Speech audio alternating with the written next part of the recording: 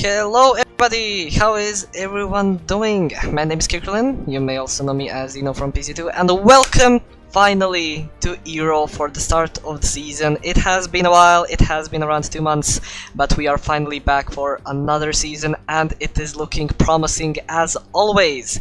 I hope you're excited as I am as we head into the first race in Britain. The British Grand Prix is currently held at the Silverstone circuit near the village of Silverstone in Northamptonshire. I'm sorry if I'm pronouncing that wrong, in England, and the event has been held since 1950, making it one of the oldest tracks on the calendar, as it appeared in the first ever season of F1 alongside the Italian Grand Prix. This track is 5.8 kilometers or 3.6 miles long and is made out of 18 corners, 10 to the right and 8 to the left. It also has a pretty good mix of high speed, medium speed and low speed corners, making overtaking pretty difficult, but that's why we have two DRS zones after turn 5 and turn 14, where we'll probably see all our moves happening. The track is also wide enough so you can almost go side by side everywhere on the track, so just be careful how you want to approach every single corner and everything should be fine. The tires are the hardest, with the C3, C2 and the C1 being used for today, and also the intermediates and the wets, as we saw rain in previous years, so we can't really count that out. Today with me we have Adam Lapidge as always. So what are you expecting from the first race of the season? Carnage. I mean, that's the first thing. That's the first thing we need to hope for, or not hope for actually. We had some moments when we raced here last season in PC1. There were quite a few moments in yesterday. And of course the weather played a part there as well. So it is the UK, so you know, even though Silverstone is raced in sort of the height of summer, that only really reduces the chance of rain down to about 29%, because it basically rains every day over here. So yeah, it's quite likely just going to tip it down. But if it's dry, it'll be a good race. Some and things like that. But PC1 is absolutely incredible. I'm sorry, Adam, but you are lagging quite a little bit. You're sounding like a robot. Beep boop. I don't know if that's me or if it's you, so I don't know. I don't know. I mean, I've got a red connection to you, but it seems fine to everybody else, so I'm not sure. I mean, now it sounds good, so at least something's been fixed.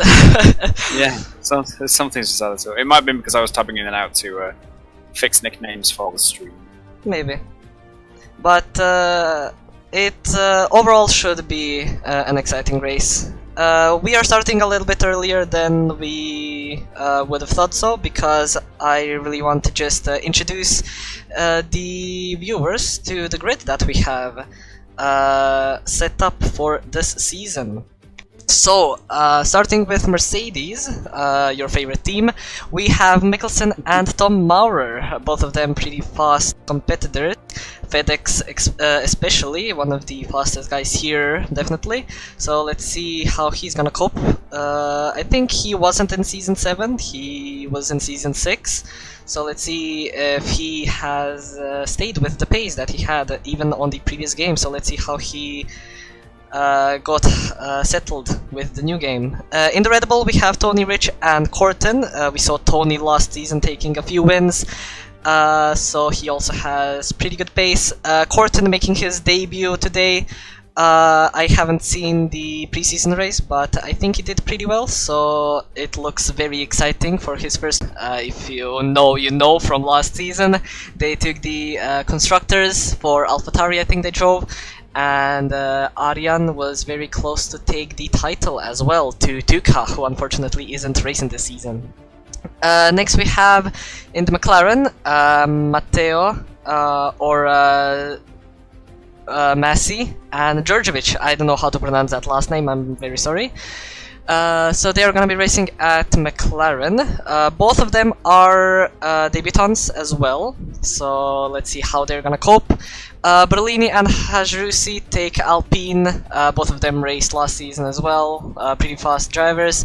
AlphaTauri, Luke Mills and Owen. Owen has been promoted to PC1 from last season, where he finished second in PC2, right behind me. Aston Martin is Sassim and Regzulski, also two debutants. Karsas raced in Season 6 if I remember correctly, so he is returning for this season. In Williams we have Pavlakovic and Harvey. Harvey I think also raced in PC2, so he has been promoted. And Pavlakovic, also a pretty fast driver, to make a British duo for a British team. Alfa Romeo, Ducros and Duta, both of them debutants again. And then in the house we have Oginski and Fraser Robertson, who is returning for another season from Season 7. So overall, the grid is looking very spicy indeed, and I think the competition is definitely gonna be high this season, and I cannot wait for us to start. Yeah, it's gonna be pretty cracked. I think this is the strongest grid Ero has ever put together for a PC tier. Oh look, wet quality again. And what were we expecting? Like, this is what we thought. and so looks like everything is just handing itself over. Typical British summer. Yeah, but out of all of these drivers that I've mentioned so far, who do you think has the best chance to take pole position today and presumably the race win? I mean, without really seeing everyone together on the same grid, I think it's difficult to pick a definitive fastest driver. But I think what we've really sort of pinpointed coming into the season is the overall strength of the Mercedes guys, the Ferrari team, and Red Bull. Along with, obviously, there's some unknowns in there, things like the McLaren duo being both debut drivers. I'd expect Alpine to view really good results. Ferd is extremely consistent and very fast with it. Paolo has been showing some incredible pace in pre-season and in time trials, which if he can convert that around, it's going to be very difficult to keep him behind for a decent chunk of this grid. But I definitely wouldn't pull out some unexpected wins. We have seen Luke's got some excellent pace for AlphaTauri as well. And in conditions such as this, Owen's pace is bordering on legendary in the wet. He's absolutely dominated people over the last sort of game cycle and a half.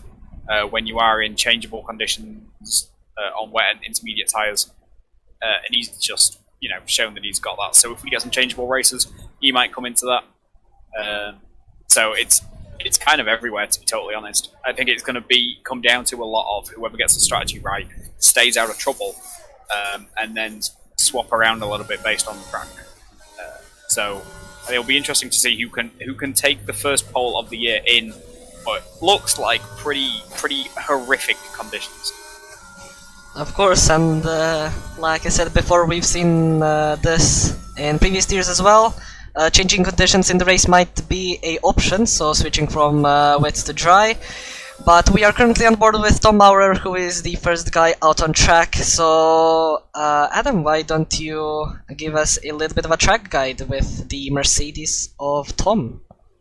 For my home track, difficult traction zone here through the final corner, through Club Corner. Get the slant onto the Sir Lewis Hamilton straight. Flick it right. Say, I've lost all idea of what a direction is. Through Abbey, Farm and Village here in Sector 1, keeping the gears a little higher than you normally would just to make sure the rear end doesn't decide to step out from you. Through the tight left-hander really off the loop, and then the quick through Aintree, normally flat out, you've got to balance the throttle in conditions like this. Onto the Wellington straight where you would normally like to get the DRS open, but is not an option in these conditions. And he runs very wide on the run into Brooklyn, just misses his braking point, car just drifts out. And then wrestling an octopus almost through Luffield and onto the old pit straight for the little kink through Woodcote, which you do have to be careful of in these conditions. It is not a corner, down into cops, drop down a couple of gears, kiss the inside apex if you can. I'm getting pinged by the boss as he runs down into Maggot and Beckett. First 2 corners here for Maggot, and then 2 more for Beckett. Drop it down a couple of gears, try and kiss the apex, try and keep the rear under control. And then the left flick through Chapel for the second DRS zone, down the hangar straight. DRS would be wide open, and you'd be touching speeds in excess of 320 kilometers an hour for the run down here into Stowe. Try and kiss that apex, but it's difficult in these conditions. Careful not to invalidate the lap on the outside there. And then hard on the brakes for the Vale chicane. Slowest part of the circuit, but you can still take it in 3rd gear, ordinarily in the dry. And club corner once again, balancing the throttle and try and keep it in track limits. Over the line for a 43.6 for Tom. That's a pretty good time indeed, even with a few mistakes, with Tony Rich taking provisional pole with a 141.2. Yesterday in PC2 we saw the fastest lap time was a 40.6 set by AJ Moda in the AlphaTauri. So let's see if any one of these PC1 drivers is going to beat that, which probably will be easy, because why are you in PC1 then? Why are you not below? But a lot of people already have finished their laps. Now Ducros takes provisional pole, 141.0 for Alfa Romeo, pretty good for him. Harvey crossed the finish line, unfortunately made even more mistakes than Maurer, so 2 minutes there.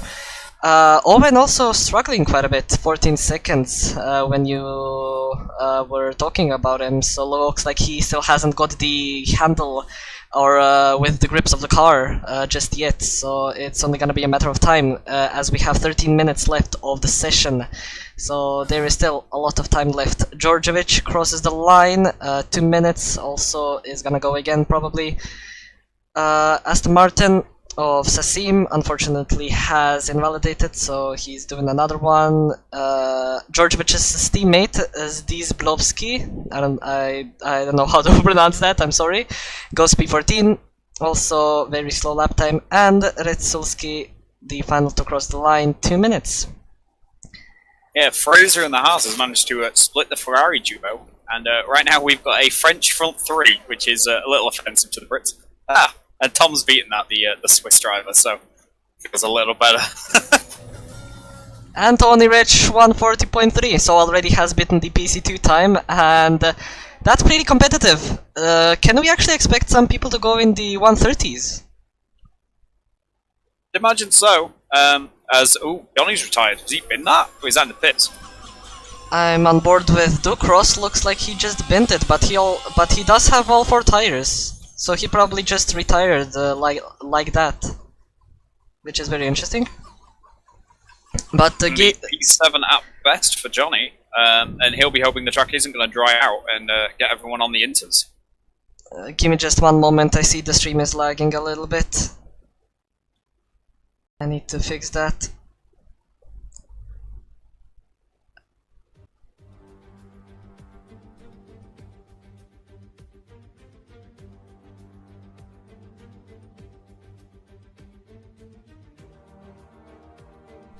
Okay, we are back. Let's hope it's good now. Are you here, Adam? I'm here. Okay, nice. Let's hope it's fixed now. Okay, there we go. Also, you can say in the chat if the volume is all okay, and so we can set it up as well before the race, as we do have 10 minutes left until the end of the session, so almost everyone has already set a lap time except for Piarczyk in the Alfa Romeo. His teammate currently in P3, so let's see if he can keep up with his teammate. Currently in the second row, which he is gonna start his flying lap right now, right behind a Red Bull, so let's hope he doesn't get a lot of dirty air, which isn't really too big during the rain, but it is still a time loss nonetheless. It is also going to be very interesting since us spectators cannot really view the conditions that we're going to have in the race. So some of these drivers might be running a dry setup during the wet. We just don't know. So if any one of these drivers or maybe engineers is watching the stream, please tell us in the chat if it is gonna rain in the race, or if it's gonna be like drying conditions, like changeable conditions, or if it's just gonna stay for full wet, which we don't really hope because it doesn't really provide a lot of action, but still we would like to know, so thank you in advance. Well, the rain doesn't seem to be easing off right now, so I'm fairly certain we're not going to get down to conditions for qualifying at least. So all these laps are going to be pretty relevant. And the Alfa Romeo driver, how did you pronounce that? Pizarnik? Pikarsik. I think that's how you say it, I don't know. Yeah, I have no idea. So I apologise, you will have to message me how you pronounce your surname, unfortunately, Casper. But having a Red Bull in front, with the Red Bulls currently locking out that front row, if he can keep up through this lap, sort of follow lines a little bit as he unfortunately invalidates at Stowe, that's going to be a good measure of pace. If you can get behind a quick guy and just sort of follow his lines a little bit through the corners, that's going to help you out. Whoa, especially as they've done multiple laps, as he nearly loses the car through Club Corner as well.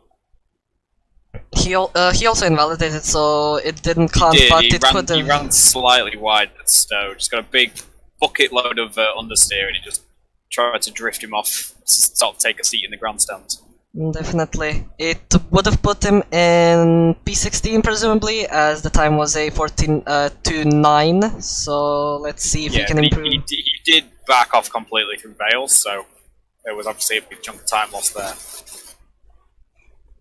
But for this first sector. The two Red Bulls are dominating, just like in real life. Anthony Rich currently on the lap, improving by 7 thousandths.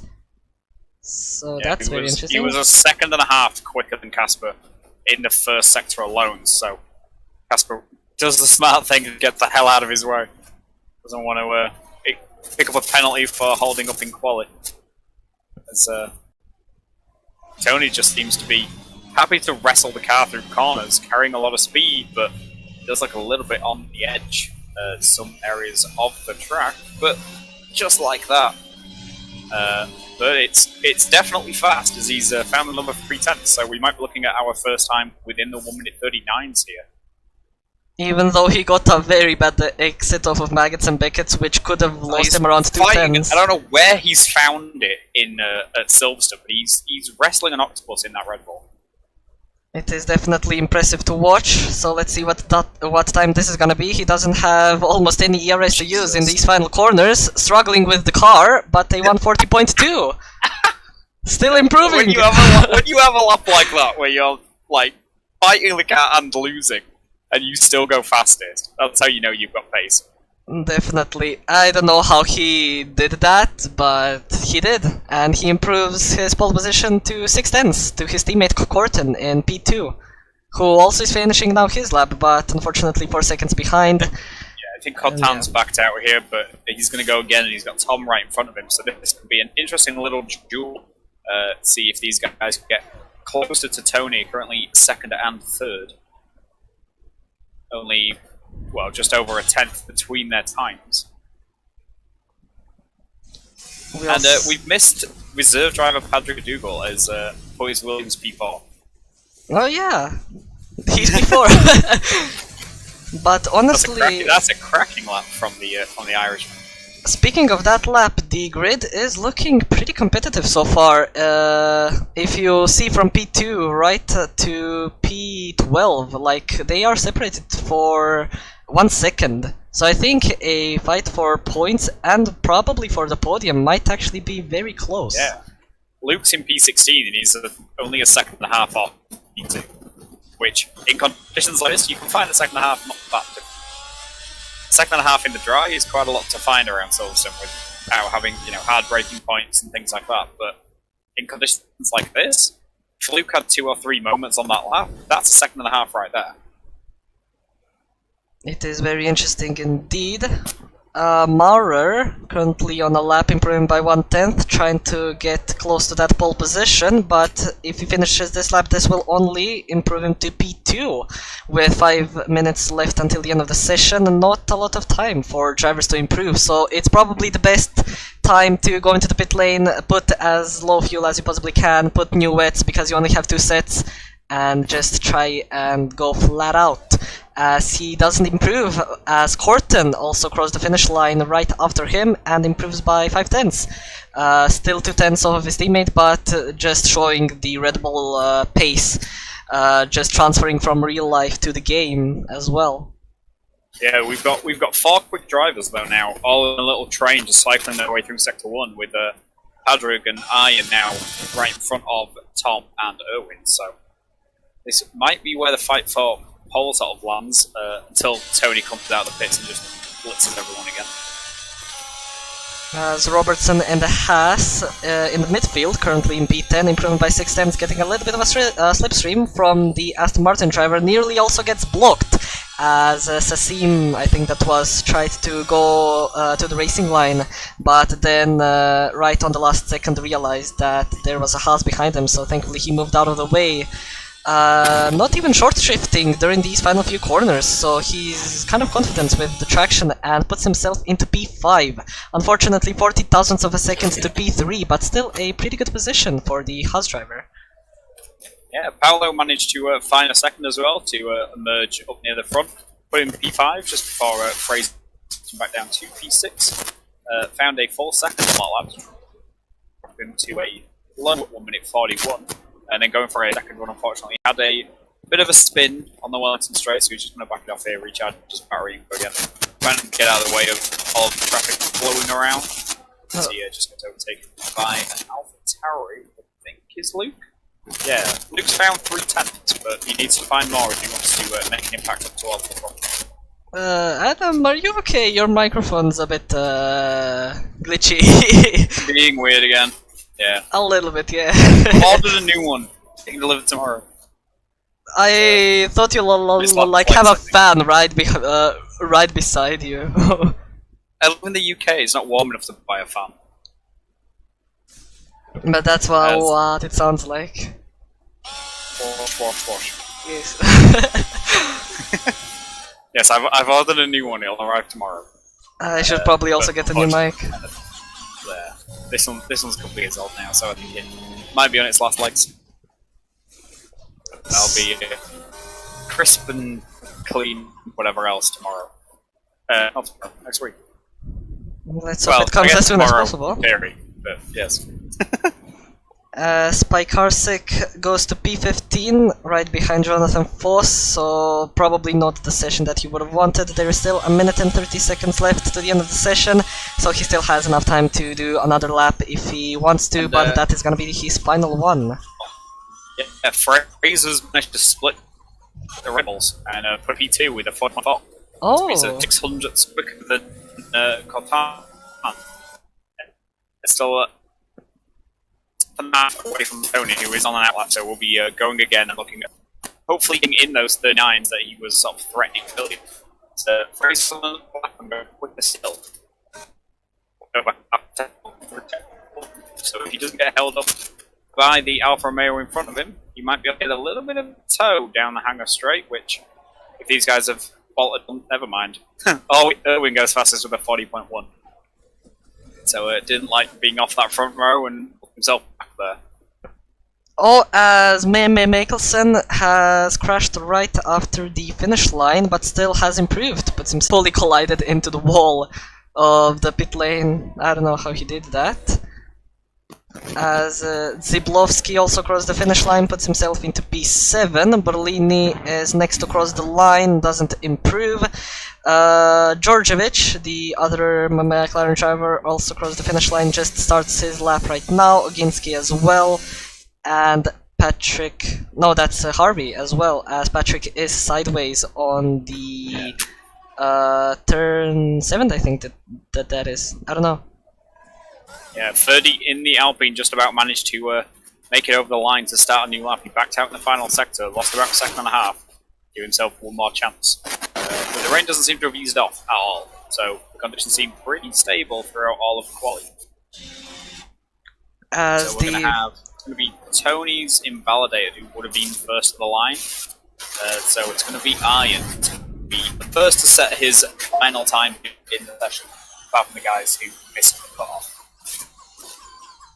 Yes, he is, as the checkered flag is waved, so this is the end of the qualifying. It's now or never. Bill Bass crosses the finish line, puts himself into P2, nearly pole position, but unfortunately not enough. Ducros also goes to P5, so pretty good lap time from him there. Maurer is gonna be next to cross the line. For Mercedes, he had pretty bad luck in the beginning of the session. Let's see if he's gonna be able to improve, and where is he gonna end up? In P5. 2/10 improvement, so very good for him. Mills is gonna be next to cross the line, puts himself into P13 right ahead of his teammate in P14, so not a good day for AlphaTauri as they would have hoped, but it can just go better in the race. Djordjevic for Serbia is gonna cross the line next. Let's see what lap time this is gonna be. And a 142.2 or 0.0 actually. The game is lagging a little bit for me. Stays in P18, also not the session he would have wanted. Hajrusi also crossed the finish line. The Croat puts himself into P12 for Alpine. 4/10 of his teammates, so definitely can improve. And that's everyone. We are just waiting for Berlini and Zizblowski to get into the pit lane. And that's qualifying session over. Pretty interesting. So Corton is on pole position, Bill Bass is right in the middle of the two Red Bulls as Tony is third. Robertson also in fourth to secure the second row of the grid. But it is looking very close. Adam, like from P1 to P7, like all separated by 3/10. I think we can expect anyone to win today's Grand Prix. Adam? Hello? Okay, Adam's gone, I don't know where he is. So I'm just gonna continue.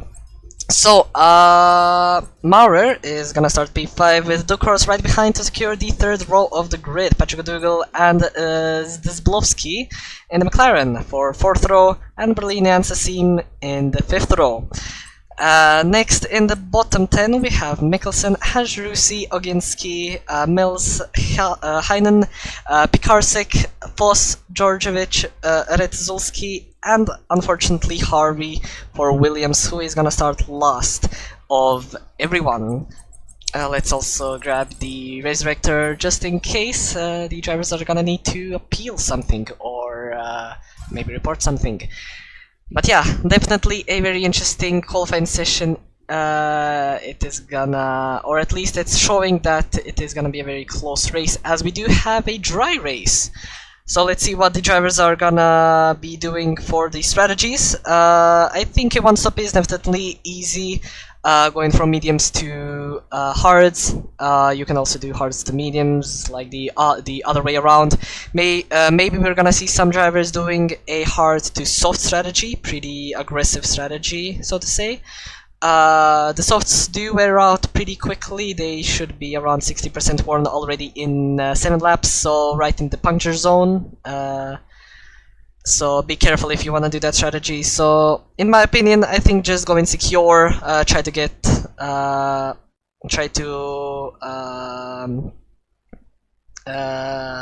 decrease incidents going into turn 1, and like over the course of the first lap.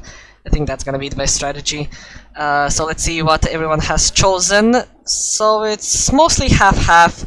We see some people on medium, some people on hard. So Corton, Bill Bass, Robertson, Ducros, Patrick Dougal, Sassi, Mikkelsen, Hajrusi, Mills, Pikarsek, Voss, Djordjevic, and Redzulski all go for mediums, and everyone else who I haven't mentioned goes for hards.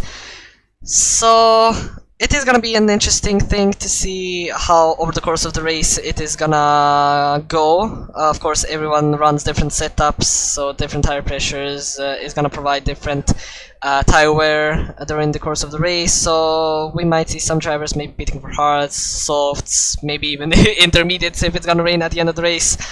So we're just gonna have to wait and see what happens. By the looks of it, the stream is still lagging on my point of view as I'm watching it now. Or maybe that's because it's just low quality. Let me just check really quickly, as we're now on the formation lap. The formation lap has actually been fixed, so that's good. Oh, the stream is actually good. Okay. So that's good to know. So, if you're new to Formula 1, we are currently on the formation lap, so this provides all of our drivers to heat up their tires right before the start of the Grand Prix. It also provides the drivers to set themselves up to the grid, so basically you can have a better starting position than you would have then when the AI would take over. That's a new feature in this year's game. And the formation lap is very important for your start, because if you have cold tires in the beginning of the race, you might get a very bad start, and then you might be overtaken by probably everyone, and you're just gonna lose a lot of positions. And then on the other side, when you have hot tires, you're just gonna benefit a lot, but you have to be careful to not wear them out too much, because still on the formation lap you can wear the tires out, so be careful of that. As we are waiting for a few drivers to just set themselves to the grid, and we are going to start with the Grand Prix. Harvey is gonna be the final guy, as we have one disqualification already. That is very unfortunate, as that is gonna give him cold tires and put him way back at the grid. As everyone is on the line and we are starting, I cannot see the lights as we have 5 red lights. It's a long hold up as always, but we are underway for the first race in Ero, and Corton got a very good start indeed. Bilbas still getting into P2. Looks like the medium runners getting a very good start to the hard runners. We already have some people out of the track, so already a big incident happening behind involving 5 cars. With Hazrusi, Zbigniewski, Sasim, Oginski and Piekarczyk. But Robertson has improved one position, going to P3, now is attacking Bilbas in the Ferrari for P2. Already in the podium position, so already going very well for the Haas driver, as Corton is extending his lead a little bit, already looking pretty safe.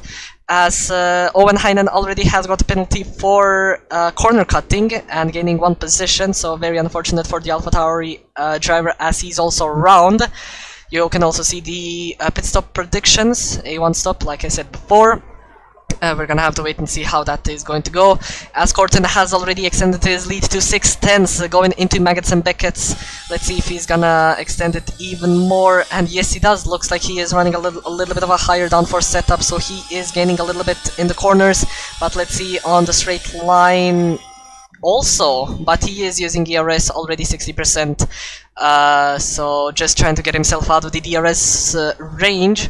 If you don't know what DRS is like you can open the rear wing, and basically it gives you more straight line speed in the DRS zones. And you get the DRS if you are 1 second of the car ahead during the DRS detection point, and then you get DRS for the next straight. On this track we have 2 DRS zones, one right after Village and one after Maggots and Beckett's. And basically it's just a big benefit for you if you do get DRS. But saying that, Corton has already extended his gap to 1.1 seconds, so he is running very safe here.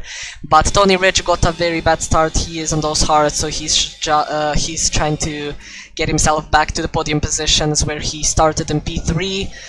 Right behind Robertson, but he will probably also be under pressure with Ducros right behind, who has better tires, as we already see some people in the pit lane, Hazrusi and Owen pitting for hards and mediums respectively, so they are probably hoping to get to the end of the race and hoping for a safety car, because that's probably the only thing that can save them at this point in time. Adam, are you back? Adam is not back. Okay then, or maybe like my Discord crashed. Wait, let me give me just one moment. Maybe my Discord is still good. So I don't know what's going on there. He'll probably be back. But Tony Rich has made the move to the podium position, so he has overtaken Robertson even with those hards, so you can see that he has the pace, and this is actually pretty good for him, because now he has clean air right in front of him, so he can just try and conserve on the hards, because later he will have the benefit of the tires. He will be on the mediums while everyone else in front of him and behind him will be on hards. so he's gonna have the tire advantage and probably just even more increase his gap to everyone behind. As we see, I think that is Georgievich also spinning right after turn 2, so very unfortunate there, as we are forming a little bit of a DRS train here. DRS train is basically where you're forming a train where everyone has DRS and they cannot overtake each other, and we see that from the cross all the way down to Jonathan Foss in P12, so a 6-car pack right here. Which they cannot really overtake one another, but Maurer trying to get close to the cross for P5. You can see the confidence in Maggots and Beckett that he has. The cross now has unfortunately dropped out of the DRS range of Robertson, so I think Maurer has a pretty good chance to overtake here, to go to Stove. Ducros not going defensive, but Maurer just stays behind, so presumably he wants to just keep behind and try and save a little bit of ERS. I don't know what he's doing, but I mean, it is a good strategy there. As we see another spinner of Pikarsik in the Alfa Romeo, so unfortunately he doesn't have to go into the pit lane, so he is clear. As Corton has extended his lead to 2.2 seconds already, so he's just having an incredible pace so far this race, and looks like everything is going to his favor. The only thing that can probably screw him up is the safety car, but if the safety car does come, it will provide all the medium runners to go into the pit lane for fresh hards. They can also go to the end, so that's at least one positive that we can get out of this. And we see behind, I think that is Sasim and Oginski going side by side. I don't know the corner name of this, probably like turn 6 or 7, I don't know. But Oginski has made the move to P13, unfortunately not for points, but getting close so far. So if you're new to Formula 1, points are awarded from P10 to P1 as follows: 1, 2, 4, 6, 8, 10, 12, 15, 18, and 25. As Sasim and Oginski go side by side yet again into Maggots and Beckett, Sasim goes round the outside of the Haas driver. That was a very brave move, because you don't really want to go side by side into Maggots and Beckett. So that was very impressive, but that gave Oginski DRS for this hangar straight, I think it is. I don't know. And he does make a very easy move there, but Sasim trying to do a switch back to the Haas driver and manages to make it stick for P13. This battle is losing them a little bit of time to Harvey right behind, so they need to try and secure that they don't lose too much time. The pole time in qualifying was a 1:41 by Corton, because it was a wet qualifying. So that was the time. Let's see here, Tony Rich trying to get close to Bill Bass, 2 tenths behind right to his diffuser. Is he maybe gonna make a overtake stick here going into turn 8? He's just gonna stay behind, try and get the DRS for the next straight, and that is gonna provide him a very good run, and maybe he can overtake and then provide a Red Bull 1-2 even before the pit stops.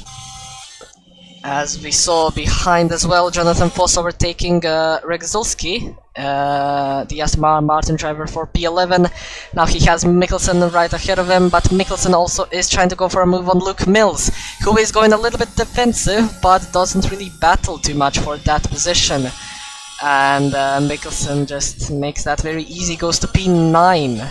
And if he stays there, that's going to be 2 points awarded to his name. Jonathan Foss now going for a move into turn 16, but Luke Mills just brakes way too late and stays ahead of the Ferrari driver. So a very, very interesting battle here happening in the midfield, way better than in front.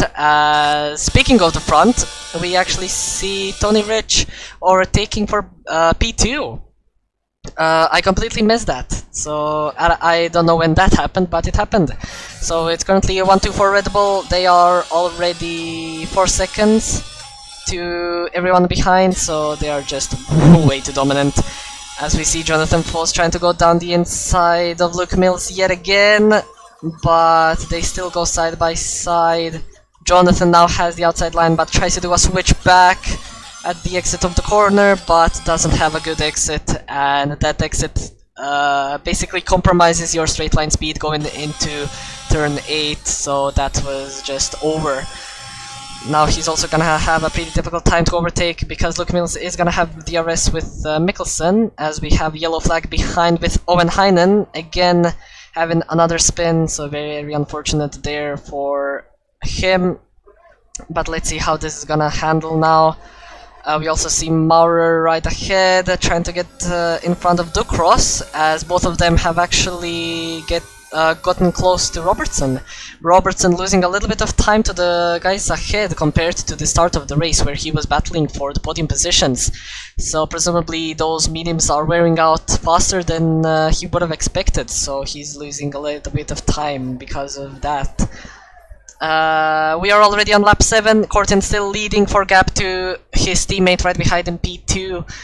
Bilbas still in the DRS range of Tony Rich, so still has a opportunity to stay behind and allow Tony Rich to get close to his teammate, and that also provides Bilbas to get close for P1. As we see Maurer braking very late, nearly going to the back of the Alfa Romeo driver, but thankfully no collisions were made. And honestly, everyone's going pretty cleanly. We still have a very big DRS train from P4 to around P11, but so far so good. It's going way better than I would have expected, but this just shows that the grid is very competitive. We see this in esports, where everyone is just in a DRS train, no one is overtaking each other, as a few people do get penalties, but like I was saying, they are just in a DRS train, no one can overtake. And actually, speaking of overtaking, we might actually see Maurer going for a move down the inside. There's not really too much room for the Mercedes driver, so he has to back out of it very quickly to avoid contact with the Alfa Romeo driver, but thankfully all was clean there. Zoginski has also gotten himself in front of Sassim, as they still go side by side. These two like to go side by side in this part of the track, but Zoginski will stay ahead of him. While we are watching this battle, let's check the penalties a little bit. As 3 seconds have Maurer, Pipi Karsik and Hadrusi, as we see Sassim spinning right after turn 1. Presumably just lost control of his car and lost the back end, so very unfortunate for the Aston Martin driver, as he was having a pretty good battle there with Oginski, but what can he do? As Oginski also spins, so looks like Oginski was missing that battle with him, so he wants to do it again. But Sassim does have 6 seconds, and then unfortunately for Owen, 18 seconds to his name. This is actually the first time I'm seeing that from Owen. Those penalties. So yeah, very unfortunate there for AlphaTauri, as they are not having the race they would have wanted. But yeah, lap 8, Corten still leading, Tony Rich still ahead of Bilbas, and not really gaining to his teammate. Looks like they are at quite equal pace, like we also saw in qualifying. They were only separated by around 1/10, so they are staying at the 3.7 gap to each other. But it is actually pretty impressive for Tony to be between that gap, because like I said before, he is on the hards. He will have the tire advantage right at the end of the race, when he's gonna pit for mediums and everyone else is gonna be on hard. So he definitely still has a chance to win this race if he does the strategy right.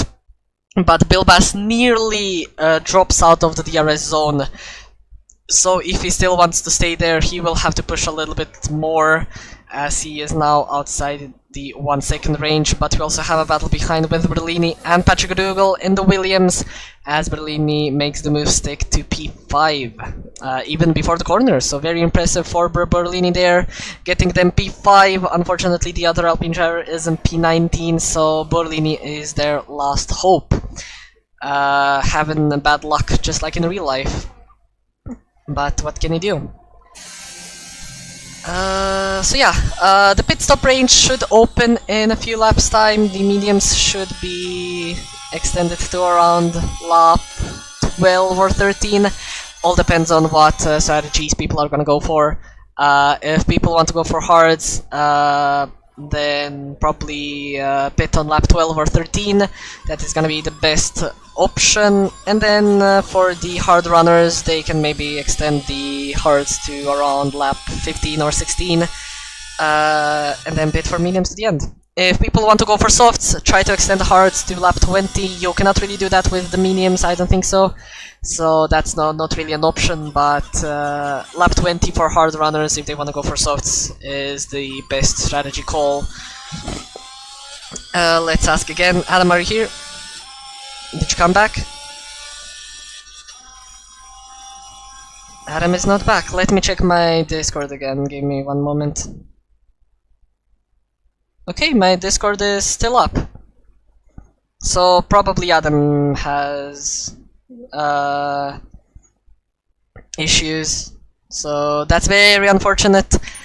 But what can you do? As Robertson gets a 3-second time penalty, as we see Bill Bass unfortunately has dropped 2 seconds to Tony Rich, so lost a lot of time indeed. So Red Bull still P1 and P2 as we have another yellow flag with Georgievich having another spin, and still no safety cars. Honestly, I thought we would already have safety cars by this point, even with the lap 1 incident. But still no safety cars, as we have here on board with Berlini a battle with Robertson going side by side into Stove, I think that is. And he does get ahead of him, and track extends a little bit at the exit of the corner. Robertson trying to go back at him. Going into turn 16, but doesn't really have the pace to battle for that position, but maybe it is strategic. He will now stay behind, get the DRS for the next straight, and probably overtake him back, as he is still 1/10 away from the Alpine driver. The only problem for him is that penalty. That penalty is gonna provide him a bit of a difficulty at the end of the race, if he cannot get that removed. If you're new to the league, you can remove the penalties, or... yeah, actually, you can remove the penalties if you have a good report, like if you have a good description of the incident that happened. Like if you get pushed wide a little bit and you get a track extension, you can remove that, and that might remove you a 3-second time penalty. If you get a 5-second time penalty for an incident you didn't do, you can also appeal that. But if you serve that in the pit lane, if you don't know, the 5-second penalties are served in the pit lane, so if you don't serve it, you can remove it, but if it is served, you cannot remove it anymore. So that is the only problem. And yeah, Robertson still behind, and people behind still in a big DRS train. Maurer somehow staying in this train as well. I don't know how he's doing that. The gap seems a bit bigger than it actually is, as we see people going into the pit lane already. That's a bit earlier than I would have imagined. But the medium runners of Robertson, Foss, Mills and Ducros have gone into the pit lane, so they are presumably gonna go for hards, because there's no way you go this early into the pit lane and not box for hards, as we see Jonathan Foss going for hards. Pretty slow stop there. Ducros also followed them into the pit lane with Picard6, so Alfa Romeo doing a double stack. And yeah, everyone here doing going to hards. Let's hope that Picard6 didn't or will not lose too much time because of double stack, and unfortunately he does lose around 1 or 2 seconds, but thankfully not too much. He, I think, will still emerge right in front of Rezulski, who has also made his pit stop the lap before. Or no, unfortunately, he is gonna be behind. So very unfortunate for Picard6, as we see Georgievich also going into the pit lane for new hards. He's way far behind, so points are definitely not on the cards. The only thing that can save him is the safety car, which looks like is probably not even gonna happen. As we see Corton, our leader, going into the pit lane, as Sassim retires, who is right behind Corton. So Corten, Bilbass also goes in, so both of them are probably gonna go for hards. And Tony Rich is now in clean air yet again. He was before, so what am I even saying? But this is actually gonna be very interesting to see when Tony Rich is gonna go in for his pit stop, if he's gonna maybe emerge in front. Because now, when everyone makes their pit stop, the tires are incredibly cold. They are at 70 degrees, and the optimal degrees are at 90. So it is a bit of a struggle to get the hards or the mediums up to temperature, depending on what tire you're on. The hards, of course, are the worst tire to heat up, as you see Corten losing a lot of time to Oginski and Harvey right behind, just because of that tire heat up range. He's having a very big struggle to heat them up. As you can see, he just runs wide, as he doesn't have any pace in the corners. Now he's under attack of Oginski around the outside. Is Oginski actually gonna make this move stick? As they still go side by side, both of them get a pretty good exit of turn 7, and they go into cops right now. As Oginski just stays behind, he doesn't want to go side by side. We saw in real life how that went. And yeah, you don't want to go side by side there. But thankfully for him, he will get the arrest for this straight. But Corten's tires are probably already heated up by this point. So let's see if he's gonna maybe stay ahead, as he does go defensive on the inside line. But Oginski's taking none of it, and he does overtake Corten. But Corten doing a little bit of a switchback on the Haas into turn 16. He does have the outside line, which is the worst line of the two going into this corner, and unfortunately he will have to cope with staying behind this teammate. He is losing to Tony Rich, as now he wants to overtake him into turn 1. We saw yesterday how that went with AJ and Paul Hill, but thankfully no contact happened there between the two drivers. Very respectful here from the two, so very nice to see there. Let's see if Oginski maybe can try and go back at him, as he does have more ERS than the Red Bull, but yeah, there is no way, he's way too far behind.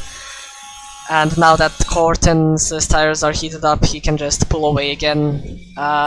Tony Rich still out, as well as Berlini, Maurer and Ziblovski, so they have still yet to make a pit stop, and Oginski as well. So let's wait and see where their pit stop window is gonna be open. And while we are waiting for that, the fastest lap is currently held by Corten with a 1:30.4. Very close to him is actually his teammate, which was set on the hards, a 1:30.5. So looks like only 1/10 was the difference between the two Red Bulls on the hards and the mediums. So presumably Tony Rich is gonna have the fastest lap, and we're just gonna have to wait and see when that's gonna happen. And let's check the penalties once again, as Maurer, Robertson, Harvey, and Pekarsik, and Herjusi as well, all have 3 seconds, as we see Corten does a fastest lap of a 1:33 or 1:30.3. Bilbass has 5 seconds. If he goes into the pit lane once again, that is gonna be served. Mikkelsen 8 seconds, and Owen has already served one of his 5-second time penalties and now has 13. But all is looking good at the moment at the front. But we see Oginski going into the pit lane pretty early, actually, lap 15, going to mediums. For me, I think the best window is like lap 16 or 17. Because extending the hards doesn't really lose you too much time, as you would lose in the heat up range. Like Oginski is losing around 5/10 in one corner now to Redzulski in front of him. But Tony Rich, there we go, goes into the pit lane. And let's see if he's actually gonna emerge in front of Corten. Let's see how much time he lost because of heating up the tires. As that was a pretty okay stop by the Red Bull boys, presumably a 2.2 stop. That's the best stop you can have. As Berlini and Maurer follow Tony Rich into the pit lane, as Ziblovski stays out just a little bit longer, as Corton does another fast lap of a 130.2, and Tony Rich is gonna emerge just behind his teammate, Corton.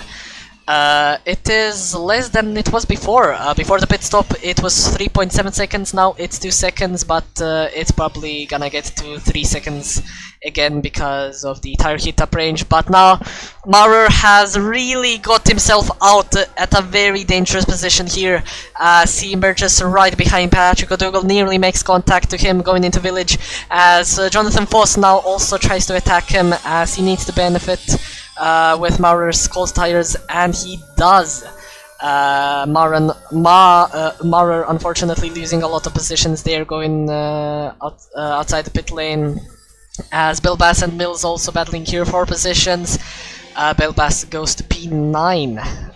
That is gonna provide him 2 points at the end of the race if he manages to do so. Okay, let me check again the Discord. Let me do this. I just hope my stream doesn't crash.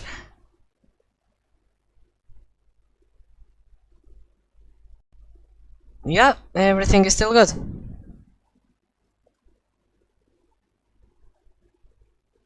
Okay. I just saw the message now that unfortunately Lapidge is not gonna be joining us again because of his mic quality. He got pretty mad at it. So let's just hope that's gonna be fixed for next time. So very unfortunate there. So looks like I'm just gonna be on my own for the rest of the race. As Berlini has actually done a very good job. He wasn't in P3, but now with fresh mediums he is. So gaining a lot of positions here after the pit stops. Looking very good to go to the end of the race, as we see a battle behind with Ducross and Zdyblovsky. I'm sorry again if I'm pronouncing that wrong, for the final points paying position for P10. Zdyblovsky has pressure medium tires, he's probably gonna have the tire advantage and the ERS advantage, so it's only gonna be a matter of time when the move is gonna be made, probably going on to the Hunger Straight and into Stove.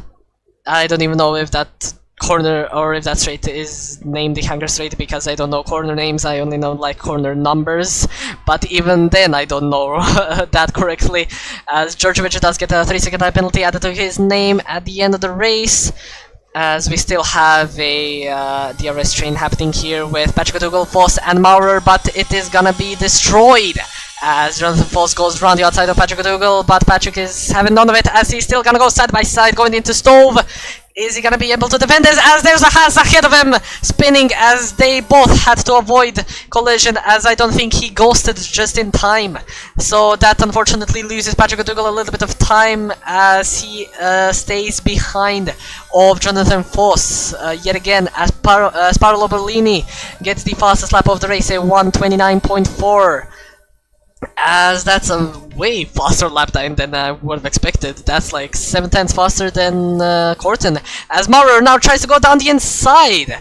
That was pretty unexpected. Nearly makes contact with the Williams driver, but that was a very clean overtake there by the Mercedes. You can see that his Season 6 pace has not vanished, even though he missed one season. So that is very nice to see from Maurer here, who is returning in Season 8. Now he has Jonathan Foss right in front of him. Jonathan Foss was a very good contender, also the Constructors Champion for AlphaTauri last season in Season 7, so he does have incredible pace. So let's see if he is gonna be able to keep Maurer behind. He is losing a little bit of time in Maggots and Beckett, lost around 1/10, and unfortunately will lose on the straight because of the DRS. He does have 3 seconds to Paolo Berlini, and I don't think Berlini is gonna be able to get higher than P2 in today's race, unfortunately, but still a podium position in the first race is gonna be incredible if he doesn't make any mistakes going into the final 7 laps of the race. As Tony Rich getting yet closer to his teammate. It was 2.1 seconds a gap before, now it is 1.1 in only 3 laps. As Zdybzlowski gets the fastest lap, 1/10 faster than Borlini, I think it was, who held it before. So that is very nice indeed, as Tony gets himself in the DRS range of his teammate. Let's see if he's gonna be able to stick there for the remainder of Kops and Nuggets and Beckett's. As, like I said before, they do have pretty equal pace here, the two Red Bulls. And I think he just missed the DRS, so he's gonna have to stay behind just a little bit more. Both of them have already used all of their ERS over the course of these few laps, so I think they are just gonna stay where they are. And even if they are gonna battle, they are not gonna lose anything, because they do have a 14-second deficit to Paolo Berlini right behind. So, I mean, maybe we're gonna see a tight battle for the lead. I don't know, we're just gonna have to wait and see, as Maurer has finally got him in, has gotten himself in front of Jonathan Voss, so now is running in P4, as we had 2 spinners, a Mercedes of Mikkelsen and AlphaTauri of Heinen, so both of them not having the race they would have wanted, as well as Hadrusi and Djordjevic. Very unfortunate for those drivers, but you can't really do anything there, as Maurer goes a little bit to the gravel. You don't really want to do that, that's gonna lose you a little bit of time in the corners, and now that you are battling with Jonathan Voss right behind you, you don't really want to lose time as well, or along with your penalty, if you want to stay in P4. But yeah, a lot of people have penalties, as Mikkelsen does retire in the pit lane, so he probably just thought that there was no way that he could improve here, but this is gonna be insane. Tony Rich has managed to get himself in the DRS range of his teammate, and now I think the best strategy, if Rich wants to battle for the lead, stay in the DRS zone, or stay in the DRS range, save ERS in the next corners, and then attack at the final few laps. Either do that, or the opposite, where you can actually just attack him right now, because the medium tires are gonna drop off very hugely at the final 2 laps of the race. So if he doesn't make the move now, he probably will not get any more opportunities. So it's a pretty big dilemma now for Red Bull, and Tom and Tom Horner, yeah, and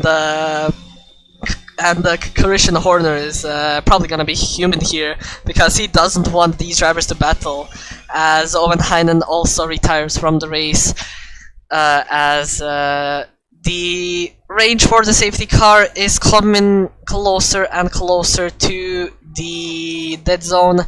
So the final lap where the safety car can come out is lap 23, and then it can only go for 1 lap to 24.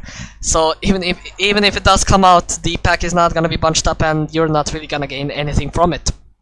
But we're just gonna stay on board with Tony Rich here, getting closer and closer to his teammate in front of him. We said he... Oh, I'm sorry. I'm having a little bit of a burp. A few seconds here, I'm sorry. But we did say that Tony Richard has the tire advantage and presumably the ERS advantage. He is saving a little bit in the corners to attack right at the end. Or if he wants, he can just stay there, secure a 1-2 for Red Bull, which is definitely gonna be an incredible position for the two. If we're gonna have an opportunity, we are gonna get a little bit of an interview with the top 3 drivers.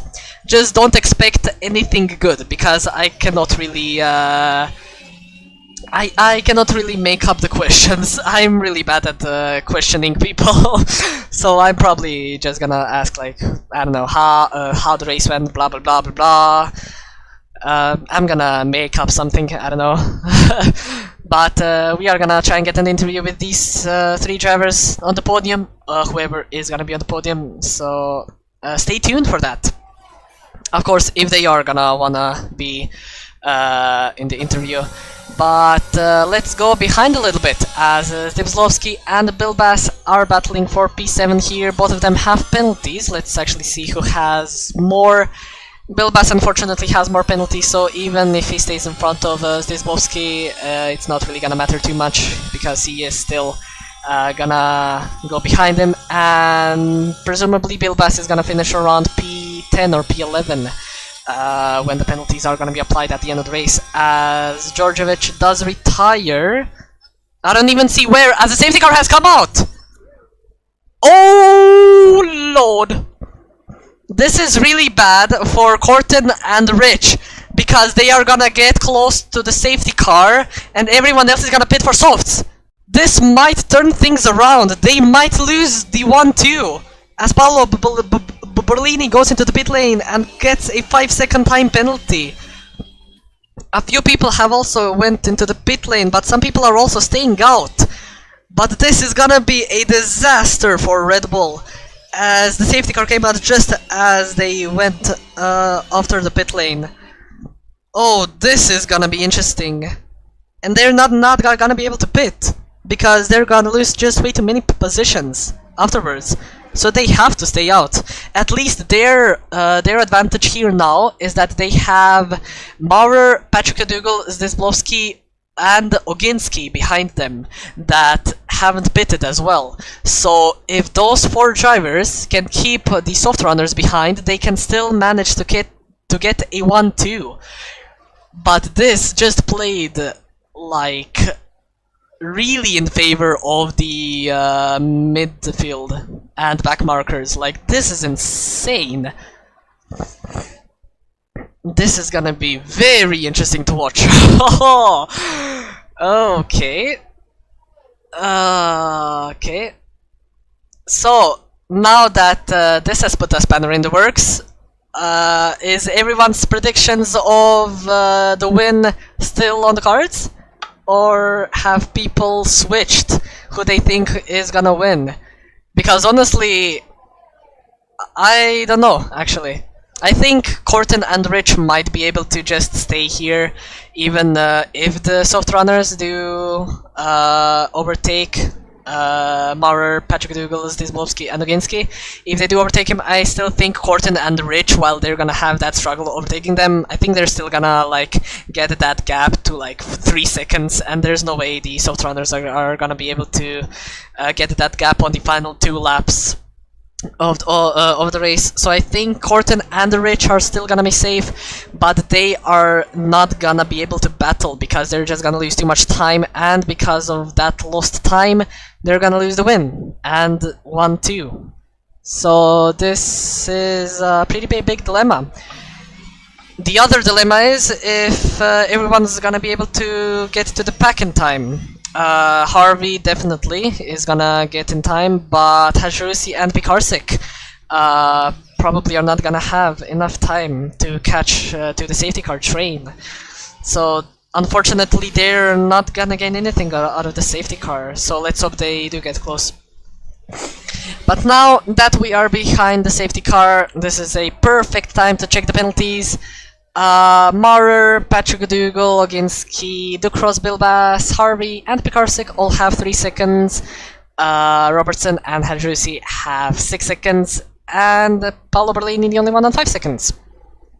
So most of the penalties have already been served, as Zdybslovsky is overtaking under the safety car. That's not what you want to do.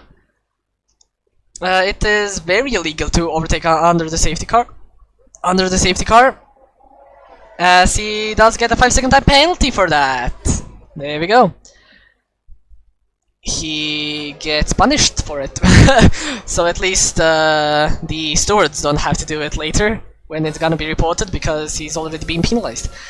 But like I said before, the safety car is gonna come in this lap, because the final lap is lap 24 that the safety car can stay out. So unfortunately for Hajrusi and Pikarsik, they are not gonna be able to get to this train. So unfortunately they are gonna stay last in the race, as we are waiting for the safety car to come into the pit lane. We are just watching everyone heating their tires up. Cortin just waiting as long as he possibly can. He needs to bump up this grid. Azoginski has left the session, probably has problems. Let's hope that he can rejoin as soon as possible, because that's one less guy on the cards for the guys that haven't stopped to not worry about. As let's see when Cortin is gonna go. Cortin has went as Maurer has spun around. That is even one last guy. But that is very unfortunate for Maurer. He was running in a very good position there, as he also gets a 3-second time penalty. How? And a 5-second time penalty for spinning in the pit lane. He has retired. Very unfortunate for Maurer there. He was in a very good position in the race. But thankfully for Cortin, Rich, and Patrick Dougal and Zdesblovski, they have already managed to get themselves into the 1-second gap to the drivers behind. Jonathan Foss is still gonna be able to improve because of this, because of the penalties. So I think Jonathan Foss is gonna be in for the podium, but not for the win or P1. Or at least I don't think so. It's all gonna come out to the final lap. If Jonathan Foss is gonna be able to overtake Zdesblovski and Patrick Dougal as soon as possible, DRS is gonna be disabled for the rest of the race. So he's not gonna be able to have that at his disposal. He's not gonna be able to use that advantage of the DRS, but he's gonna have to gain everything in the corners. But I don't think Jonathan Foss is really gonna worry about the win, because he just has to keep it clean, and he is gonna finish on the podium, which is gonna be a pretty good position nonetheless for the Ferrari driver with his luck that he had during the course of the race. As we see also Zdesblovski getting close to Patrick Dougal, as Jonathan Foss is gonna try and make a move on the McLaren. He was using ERS, but had to avoid collision, nearly making contact with the McLaren's diffuser and gearbox, as Cortin takes the fastest lap of the race. That is probably gonna be beaten, and it has, by Bill Bass in the Ferrari, a 1:29.0. He is gonna get the fastest lap point at the end of the race. Scratch that, as Rusi has taken it. Unfortunately, he is not gonna get the point, because you only get it when you are in the top 10, or I actually don't know if Ero has different rules. As we see people behind the Ducros and Berberlini going side by side, as well as Mills and Bill Bass. But Bill Bass has made 2 positions in one corner. Now he's side by side with Berberlini, trying to also get close to Ducros, as he does stay ahead of the Alpine driver, now trying to go around the outside. He is still under pressure from Berberlini, as such he does get a 3-second time penalty, as Bill Bass does get a pretty bad exit coming out of turn 7 or 8, I think that is. So he does have to stay behind a little bit longer to do cross.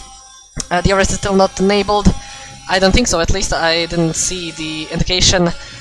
But let's see here, our leaders, are they gonna battle for the lead? I don't think so. Cortin has a little bit more ERS than his teammate, so I think Cortin is gonna stay in front, as behind Bill Bass and Ducros have battled.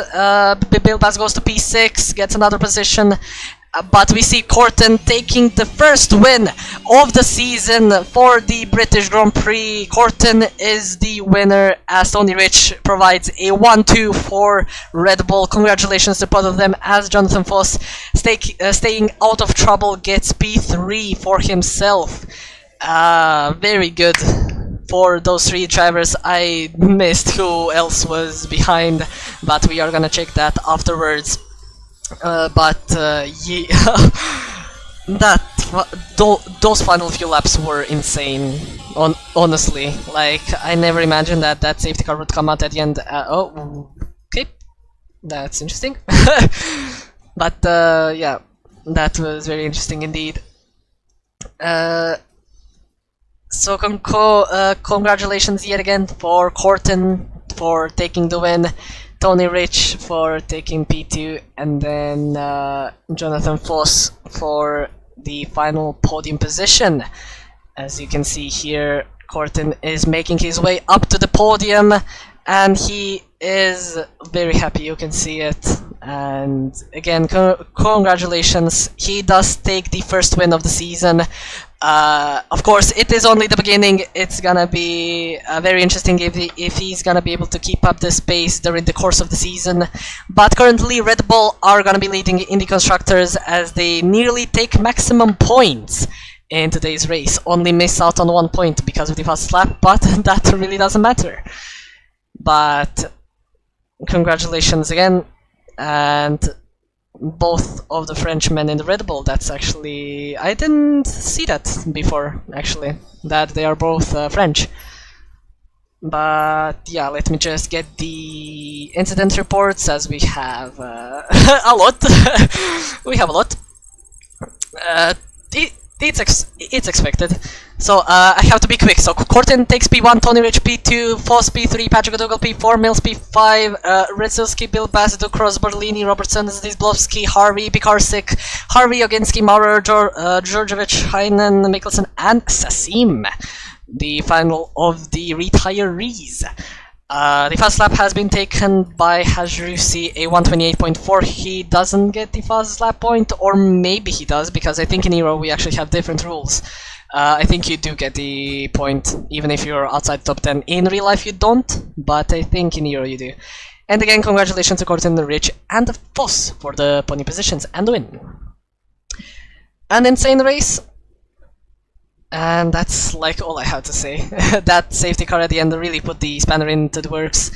But yeah, that was an incredible race nonetheless. This just shows that this grid is insane. Like, this grid is gonna be amazing to watch over the course of the season.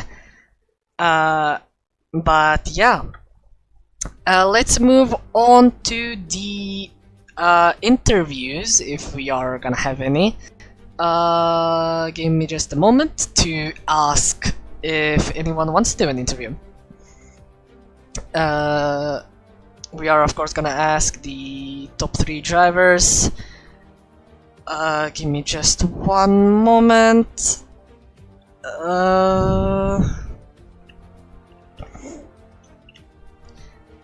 Tony Rich, Corten, and Foss.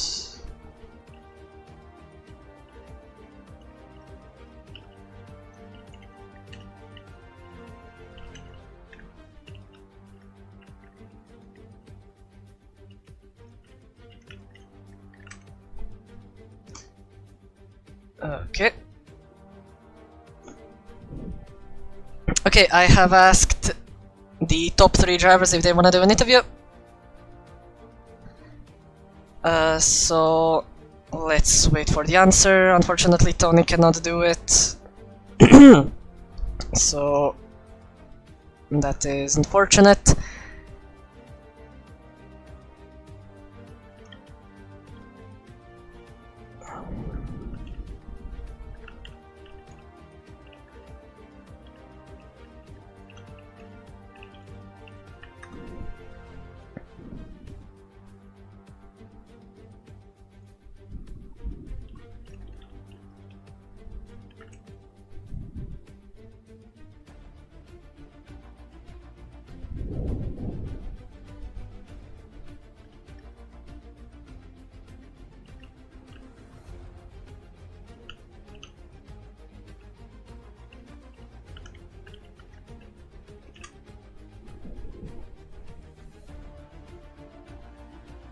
Oh, Irvin is actually here.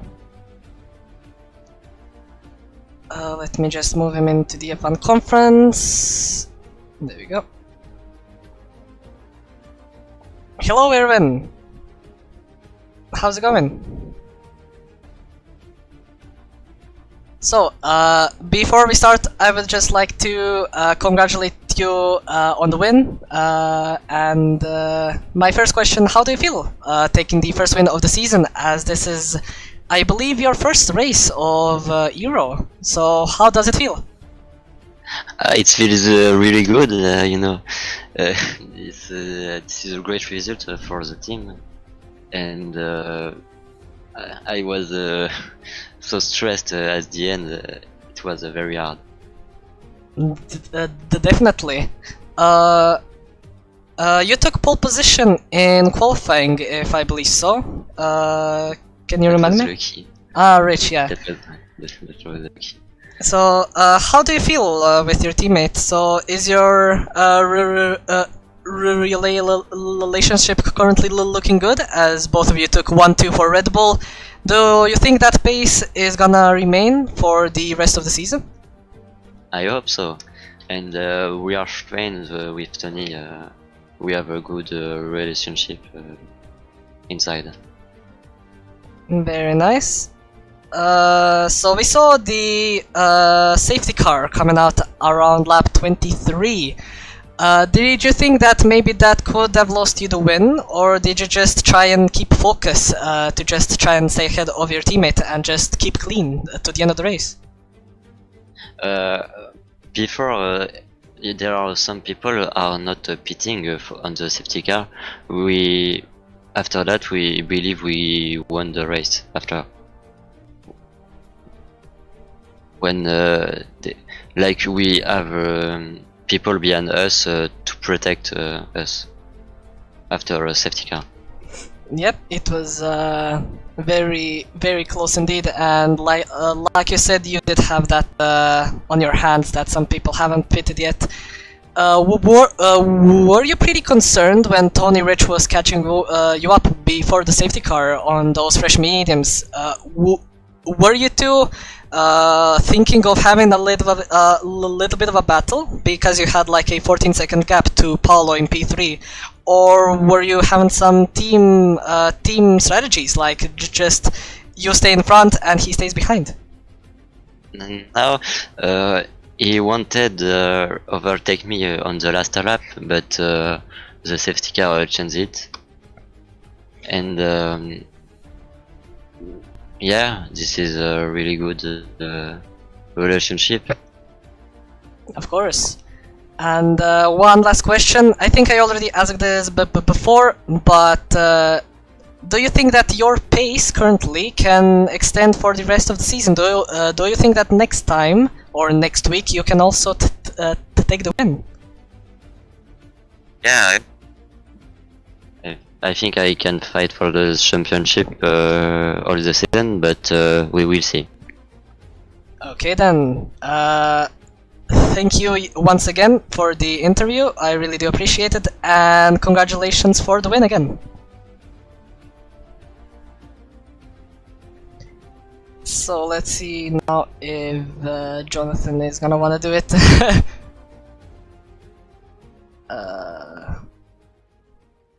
Okay, he's not joining, so I don't think he's gonna do it. Okay, so that was the interview with our winner for today's race. It's my first time actually doing interviews, so I hope my questions were at least a little bit interesting.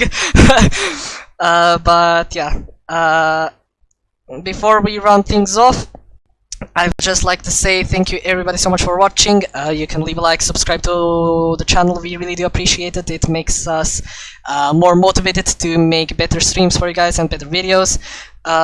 In the description we also have some links to like our Facebook, Twitter and Instagram. You can follow us there. We have been pretty active there, so if you wanna keep up with some of the updates that are happening in between the leagues and in between the races, you can follow us there. We would also like to say thank you to our partners Gridfinder, Bolt Dominion, Discord and JR Designs. Thank you very much for partnering, and we really do appreciate it. Also, you can support Ero on on Patreon, and you can just donate if you want to be a part. And yeah, if you enjoyed the carnage and the race, or if you watched like the previous races and you are thinking yourself of racing, there is a link to the official Discord of Ero, so you can apply to race there. I think signups are currently closed for PC F1. But we do have some spots in other tiers where you can sign up to race as a reserve, so just sign up. And even if you don't want to sign up, people in the league are very friendly, very talkative, so you can just chat with us, meet some of us, meet some of the racers, meet some of the commentators, stewards and whatnot, so you can do that as well if you want to. And what else? I think that is actually it. So, this was the British Grand Prix, the first race of the season. Next time, let me just check very quickly, we are going to Miami. It is gonna be the first time we are gonna be racing there.